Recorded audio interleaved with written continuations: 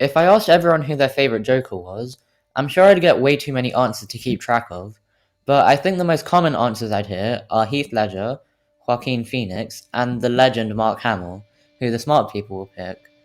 But if I ask specifically about the film versions, I'm sure Ledger and Phoenix would take the cake, which I think is really interesting because they both take the same character, take completely different approaches to them, and end up with a great rendition, which is what I'm going to be dissecting today. Let's start with Heath Ledger. What makes him such a great villain in The Dark Knight? Obviously, Heath Ledger's performance is a big reason why the Joker works so well. Apparently, he was completely committed to making the role feel as real as possible, even going so far as to lock himself in a hotel room for 2 days, and it shows, he was really great. But in terms of his writing, I think there are two main reasons. Firstly, he has the same goal as Batman. Throughout the whole film, the Joker's trying to prove that when it comes to it, even the best of people can break and become animals and spread chaos like him, which ends up being true with Harvey Dent, and Batman's trying to prove him wrong. They're both fighting each other to win over the people of Gotham, and that increases the stakes a lot, because if Joker wins, the city can't bounce back, it will just descend into chaos. The Joker doesn't want to get vengeance or kill anyone, he wants to prove that everyone really is like him deep down, which, if he's right, is scary as hell. In The Dark Knight, the Joker challenges Batman's beliefs that people are good, and will do the right thing when they have to, which comes to a head in the movie's climax, the boat scene. Whatever happens to the boats in the end determines who's won Gotham's heart, and who wins in the end. The second reason Heath Ledger's Joker is so great is because we don't know his backstory, or at least we don't know his backstory for certain. There's so much mystery behind him, and the film isn't interested in answering any of our questions, which is the point. Every time he tells someone how he got his scars, he tells a completely different story, because his past doesn't matter to him. His past is chaotic, his present is chaotic, and he just accepted it and learned to thrive on it.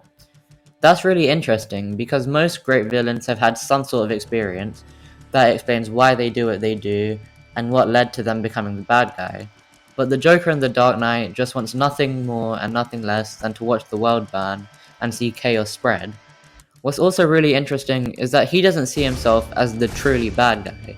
In his eyes, he's at least not pretending to be someone he's not, unlike everybody else, which again, if what he's saying is true, is really scary, because then, yeah, Joker's kind of right. You shouldn't waste time being someone you're not, so either the people of Gotham are good, or they've put on really good performances for themselves. Moving on to Joaquin Phoenix's portrayal, it's really great for the exact opposite reason. Heath Ledger's Joker is so compelling because his backstory is left ambiguous, but Joaquin Phoenix's Joker is compelling because we see his entire backstory from his point of view. We see how he was a good person just trying to make people happy, and how society kept putting him down and neglecting him because of that. We feel bad because the film is just Arthur Fleck's life completely unraveling, and we know where he's gonna end up, but the film gets us to sympathize with him, so we don't want him to reach the destination we already know he's bound to reach. In some ways, you can view this version as an origin story for Heath Ledger's Joker. I know there are a lot of inconsistencies between the two, but in general, they're kind of similar. At the end of Joker, the character we've been following for the whole movie forgets Arthur Fleck and leaves his old life behind to embrace the person he always was, the Joker. Like Heath Ledger's Joker, he doesn't care about his past, all he cares about is spreading chaos and proving that people are like him, which, judging by all the riots he caused, seems to be true. The second reason I love Joaquin's Joker is because the whole movie is told from his point of view. It's not like most movies where you see the story unfold from an objective lens. This feels like a first-person movie, if that makes any sense. We see things the way Arthur sees them, so we feel how Arthur feels. A good example of this is when Joker's dancing down the steps and the happy music's playing. From an objective view, the scene shows the broken man who's descended into madness, but because we're experiencing it from Arthur's point of view, we view it more as him becoming the person he was meant to be, and him finally being free. Todd Phillips uses the unreliable narrator, as in a narrator you can't trust, really well to get us to empathize with Arthur Fleck. So much so that when I was watching it with my dad, he screamed, "Good for you," when he shot Robert De Niro's character. That's the effect perspective has in a story. It can put the events in a completely different light. Imagine if Endgame was from Thanos' point of view, for example. It wouldn't be seen as a happy ending, it would be seen as a sad one. So, which version of the Joker do I prefer? That's a tough question to answer because I honestly think they trade blows with each other. I like how developed Joaquin Phoenix's version is because you can really empathize with him.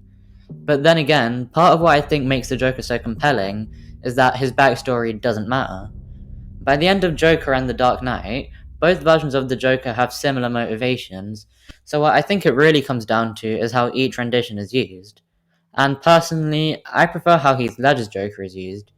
He's used as a direct opposite to Batman, and his relationship with Batman is fascinating, because they have completely different beliefs and the same goal, but he feels completed by Batman, which is pretty strange. I'm also a fan of how Joaquin Phoenix's Joker is used as the main character, but I feel like the Joker is at his best when he's used as the opposite of Batman, because it's really interesting to see their relationship explored. Like I said in the beginning though, both of these renditions are really great, and it's pretty amazing that you can take two essentially opposite approaches and still end up with a really great character either way, which is what I wanted to highlight in this video. There's no one way to make a good character. Any route you take can lead to some really interesting ideas to explore, and if you explore them well and develop your character, then you've succeeded. These are just the two most popular ways I've seen to make a character, but there are so many more. Let me know, do you prefer when characters have loads of fully fleshed out backstory, or when their backstory is more mysterious? Also tell me, who's your favourite Joker from films, TV shows, games, and all other media, and why you like them? Thanks for watching, and I'll see you in the next video.